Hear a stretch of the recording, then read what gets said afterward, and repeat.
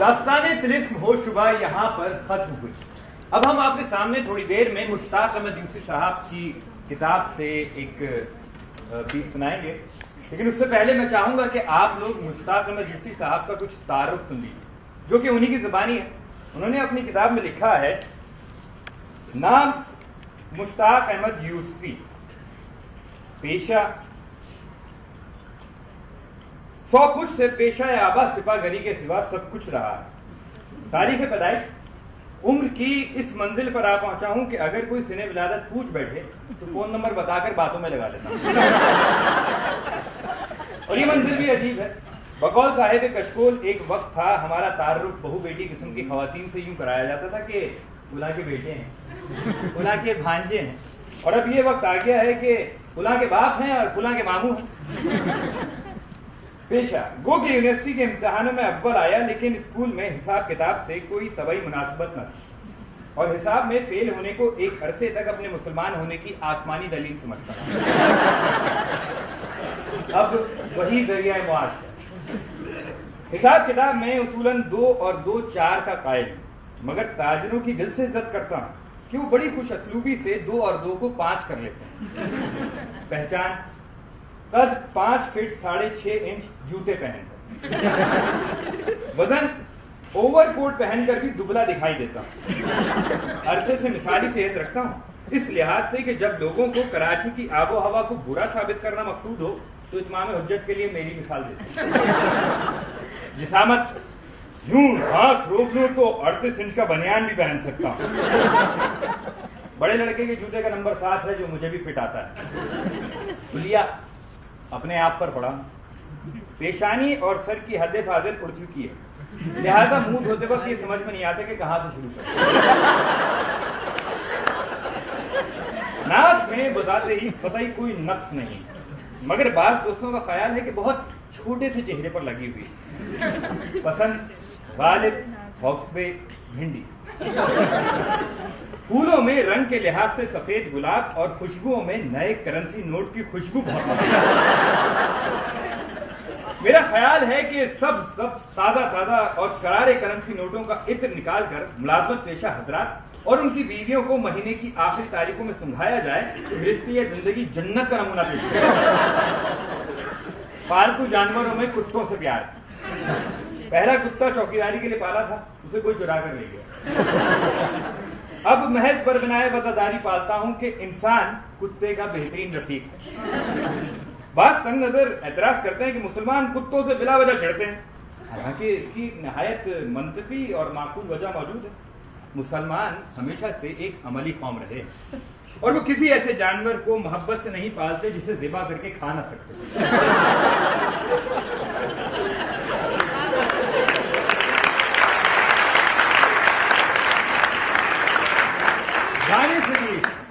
गाने से भी इश्क है, इसलिए रेडियो नहीं सुनता।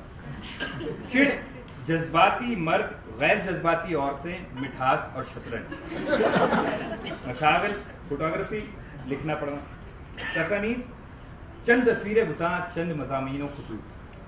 क्यों लिखता है? डिज़रेली ने इस सवाल के जवाब में कहा था कि जब मेरा जी उम्दा तहरीर पढ़ने को चाहता है तो एक किताब लिख डालता। रहा ये सवाल कि ये खटमिटे मज़ामीन तंजियाँ हैं या मज़ाहिया, या इससे भी एक कदम आगे, यानी सिर्फ मज़ामीन, तो यहाँ सिर्फ इतना अर्ज करने पर इक्तफा करूँगा कि बार ज़रा ओछा पड़े या बस एक रिवायती आँच की कसर रह जाए तो लोग इसे बिलअमूम तंज से ताबीर करते हैं, वरना मिज़ाह हाथ आए तो बुत, न आए तो खुदा। मुश्ताक अहमद यूसी साहब के बारे में अबुल खैर कशफी साहब ने बहुत खूब लिखा है कि हम उर्दू मिजाज के अहद यूसी में जी रहे हैं। तो आइए इस अहद से आपको कुछ सुनाते हैं।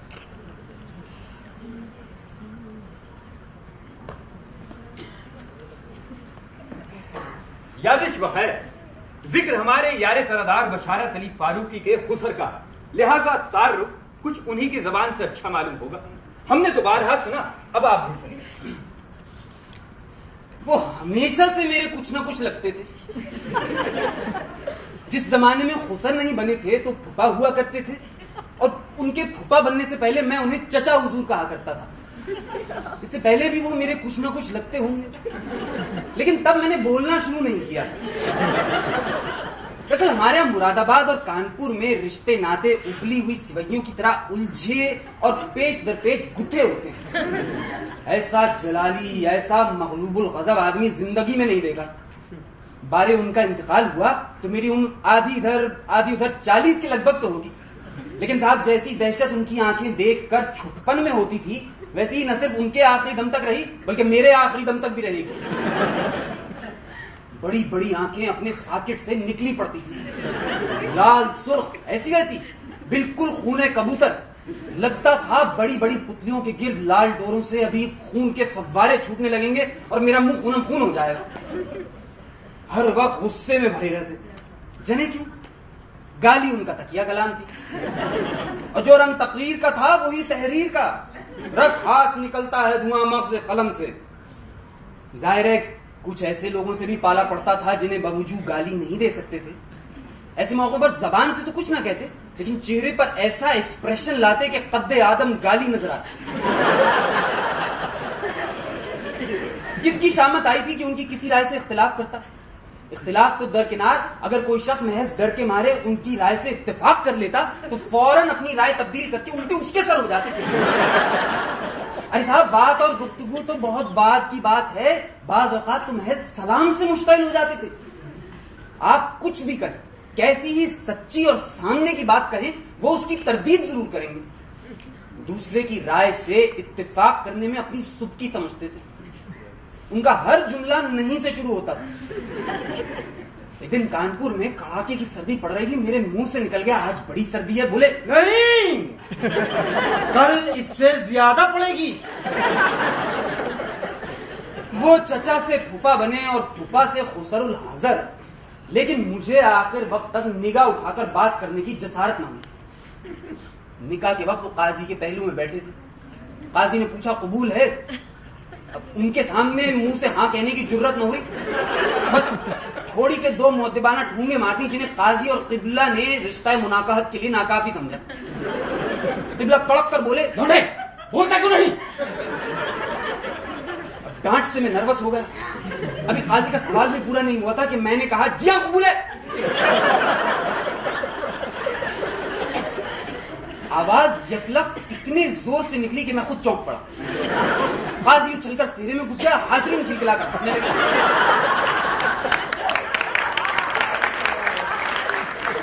अब किबला इस पर भिन्न आ रहे हैं कि इतने जोर की हाँ से बेटी वालों की हेटी होती है। बस तमाम उम्र उनका यही हाल रहा, और तमाम उम्र में कर्बे कराबतदारी और कुर्बते कहरी दोनों में मुब्तला रहा।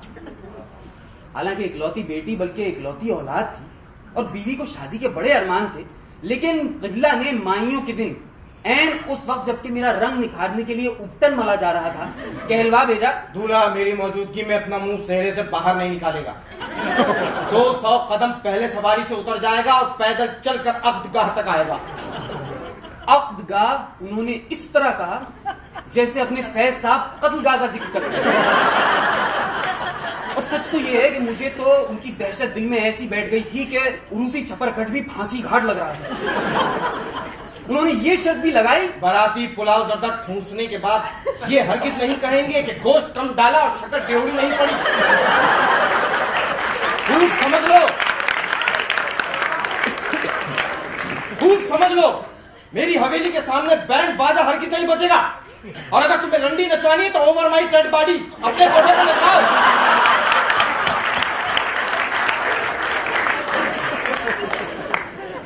किसी जमाने में राजपूतों और अरबों में लड़की की पैदाइश नहुसत और कहरे इलाही की निशानी तस्वुर की जाती थी। उनकी गैरत ये कैसे गवारा कर सकती थी कि उनके घर बारात चढ़े। दामाद के खौफ से वो नौजायदा लड़की को जिंदा गाड़ आते थे। किबला इस वहशियाना रस्म के खिलाफ थे, वो दामाद को जिंदा गाड़ देने के खिलाफ।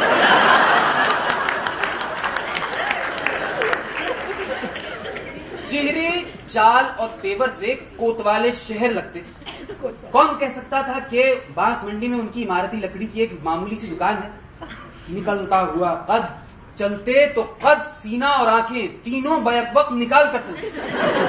अरे साहब क्या पूछते हैं, अव्वल तो उनके चेहरे की तरफ देखने की हिम्मत नहीं होती थी, और अगर जी कड़ा करके देख भी लिया तो बस लाल भगू का आंखें आंखें नजर आती थी। निगाहे गर्म से एक आग टपकती है असद, जब देखो झिल्लाते तनतनाते रहते, मिजाज जबान और हाथ किसी पर काबू न था। दायमी तैश से लर्जा बरंदाम रहने के सबब ईंट पत्थर लाठी गोली गाली किसी का भी निशाना ठीक नहीं लगता था। गची गची मूंछें जिन्हें गाली देने से पहले और बाद में ताव देते। आखिरी जमाने में भावों को भी बल देने लगे थे। गठा हुआ कसरती बदन जो मलमल के कुर्ते से झलकता था, चुनी हुई आस्तीन और उससे भी महीन चुनी हुई दोपल्ली टोपी, गर्मियों में खस का इत्र लगाते, कीकरी की सिलाई का चूड़ीदार पाजामा, चूड़ियों की ये कसरत कि पाजामा नजर नहीं आता था, धोबी अलगनी पर नहीं सुखाता था, अलहदा बांस पर दस्तानी की तरह चढ़ता। आप रात के 2 बजे भी दरवाजा खटखटाकर बुलाएं तो चूड़ीदार ही में बरामद होंगे। अल्लाह, मैं तो ये तसव्वुर करने की भी जुर्रत नहीं कर सकता कि दाई ने उन्हें चूड़ीदार के बगैर भी देखा हो। भरी भरी पिंडलियों पर खूब कुत्ता, हाथ के बुने हुए रेशमी इजारबंद में चाबियों का गुच्छा छनछनाता रहता। वो ताले जो बरसों पहले बेकार हो गए थे, उनकी चाबियां भी उसमें महफूज थी। हद ये कि उस ताले की चाबी भी थी जो 5 साल पहले चोरी हो गया। मोहल्ले में उस चोरी का बरसों चर्चा रहा, इसलिए कि चोर सिर्फ ताला, पहरा देने वाला कुत्ता और उनका शजरा नसब चुरा कर ले गया। फरमाते थे, इतनी जलील चोरी सिर्फ कोई अजीज रिश्तेदार ही कर सकता है।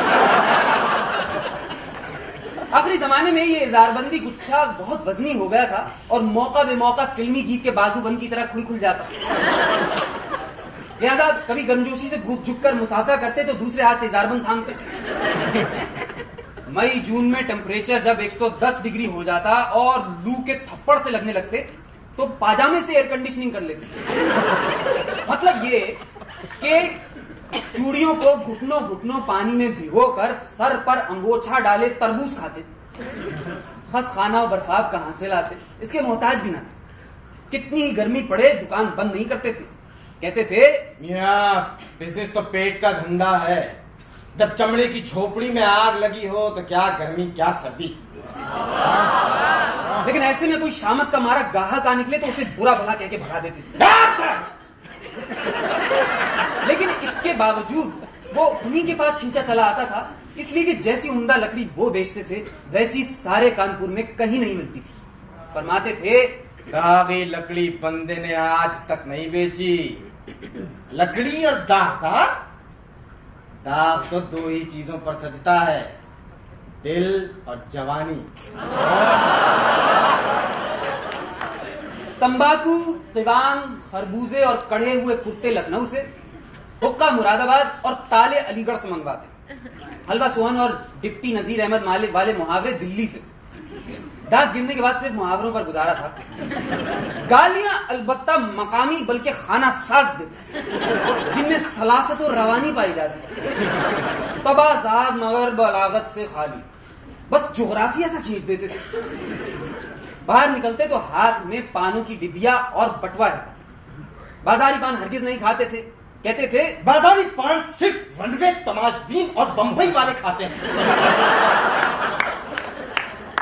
साहब ये नफासत हमने उन्हीं से सीखी।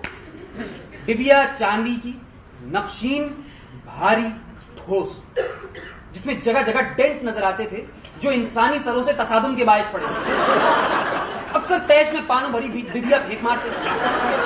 बहुत देर तक तो ये पता ही न चलता कि मजरूब के सर और चेहरे से खून निकल रहा है या बिखरे पानों की लाली में गलत जगह रंग जमा है।